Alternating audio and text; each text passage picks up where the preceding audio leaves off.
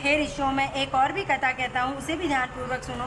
प्रजापालन में लीन तुंगध्वज नाम का एक राजा था। उसने भी भगवान का प्रसाद त्याग कर बहुत ही दुख प्राप्त किया। एक बार वन में जाकर वन्य पशुओं को मारकर वह बड़ के पेड़ के नीचे आया। वहाँ उसने ग्वालों को भक्तिभाव से अपने बंधुओं सहित सत्यनारायण भगवान का पूजन करते देखा। अभिमानवश राजा न तो उन्हें देखकर पूजा स्थान में गया और न ही भगवान को नमस्कार किया। ग्वालों ने राजा को प्रसाद दिया, लेकिन उसने वह प्रसाद भी नहीं खाया और प्रसाद को वहीं छोड़कर अपने नगर को चला गया। जब वह नगर में पहुंचा तो वहाँ सब कुछ तहस नहस हुआ पाया तो शीघ्र ही समझ गया कि वे सब भगवान ने किया है।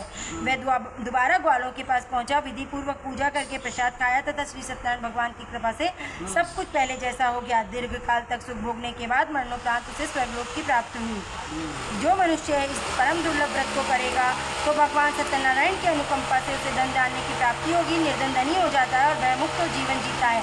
संतानहीन मनुष्य को संतान सुख मिलता है और सारे मनोरथ पूर्ण होने पर मानव अंतकाल में वैकुंठ धाम को जाता है। सूत जी बोले, जिन्होंने पहले इस व्रत को किया है अब उनके दूसरे जन्म की कथा कहता हूँ, सुनो।